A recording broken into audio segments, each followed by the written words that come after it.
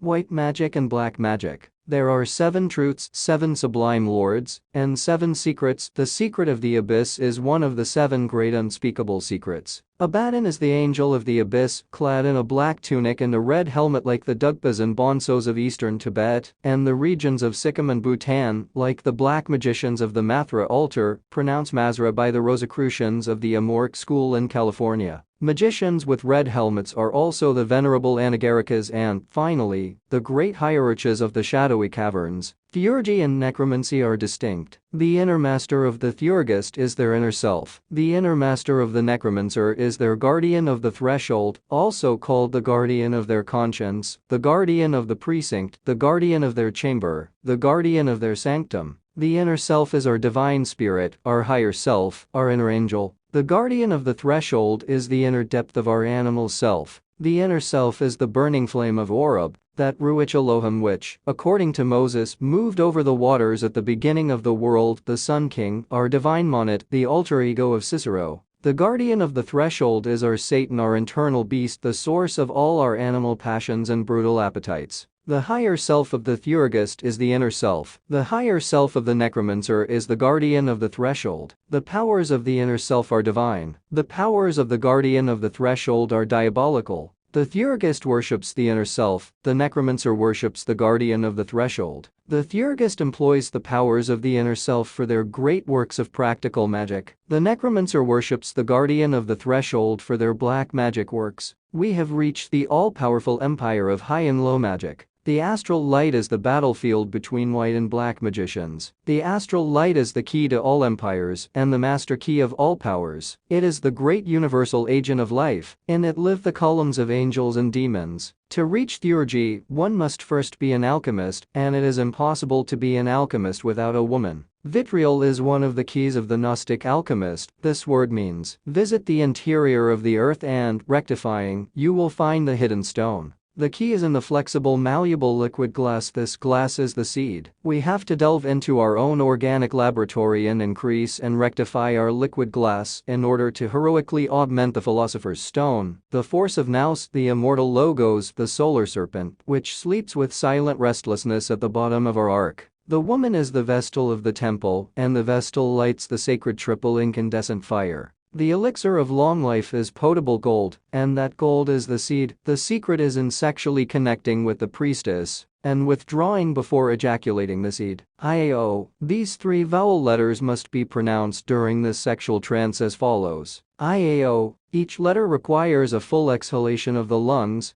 then they are fully filled and the second and third are pronounced. This should be done mentally when the priestess is not ready, avoiding misunderstandings on her part. With this key, our kundalini awakens and we finally reach the marriage of Nous and conquer the beautiful Helen, for whom so many illustrious warriors of ancient Troy fought. The beautiful Helen is the fiery mind of the soul that is already wedded with its eternal beloved, with the inner self. The beautiful Helen is the fiery mind of the theurgist. With that mind, the theurgist transmutes lead into real and effective gold. The theurgist wields the sword and, like a king of nature, resurrects the dead, heals the blind and the lame and the paralyzed, unleashes hurricanes and heroically strolls through the fiery gardens of nature. What inductive or deductive logic serves as the basis for the Neoplatonists Plotinus and Porphyry to combat phenomenological theurgy? All infinite existences in the universe are offspring of phenomenological theurgy. There is a huge difference between the mirror of theurgy and the mirror of necromancy. The mirror of Eleusis is different from the mirror of Papus and the Amorc school of California.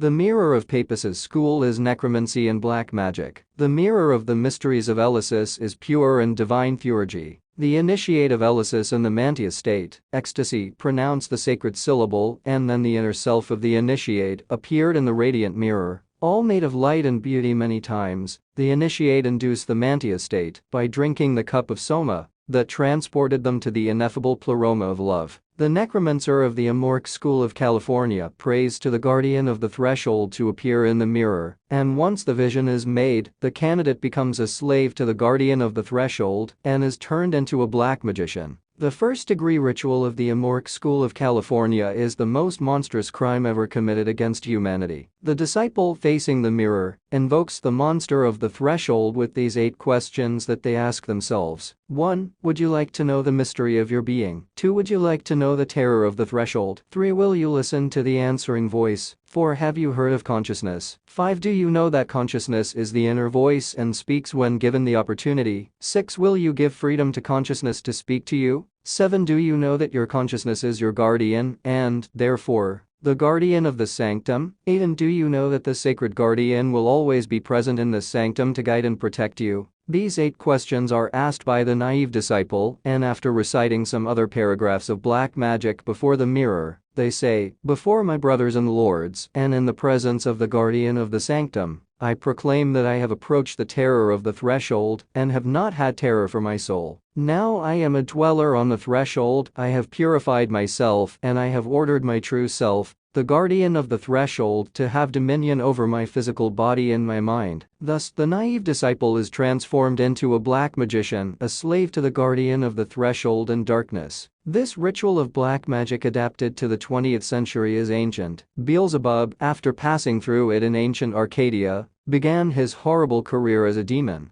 Rightly, the Tibetan reformer Tsongkhapa in 1387 burned every book of necromancy he found, but some discontented lamas allied with the native bonzos and now form a powerful sect of black magic in the regions of Sikkim, Bhutan, and Nepal, dedicated to the most abominable black rites. Yamlichus, the great theurgist, says, "Theurgy unites us more strongly with the divine nature. This nature begets itself, acts through its own powers, is intelligent, sustains everything. It is the ornament of the universe and invites us to intelligent truth, to perfection, and to share perfection with others. It unites us so intimately to all the creative acts of the gods, in proportion to each one's capacity, that after performing the sacred rites, the soul is consolidated in the intelligent actions of the gods until it identifies with them and is absorbed by the primordial and divine essence. Such is the purpose of the sacred initiations of the Egyptians." Yamlichus invoked and materialized planetary gods. First, one is an alchemist, then a magician, and finally, a theurgist. By practicing sexual magic, we awaken the serpent and become theurgists. The whole secret lies in learning to connect with a woman and withdraw without ejaculating the seed.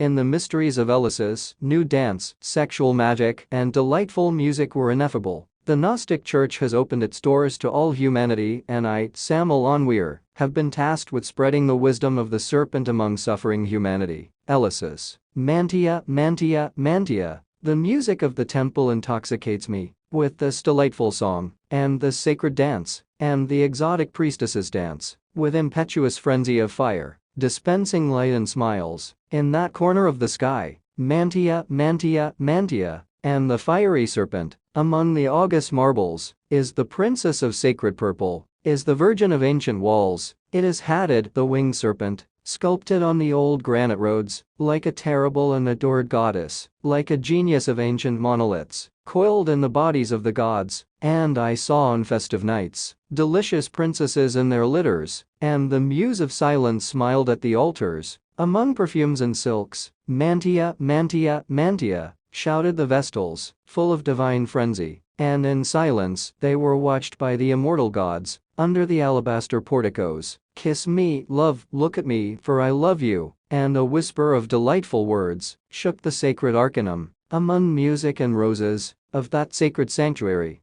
dance exotic dancers of Elysis. Among the tinkling of your bells, Magdalenes of a Via Crucis, divine priestesses,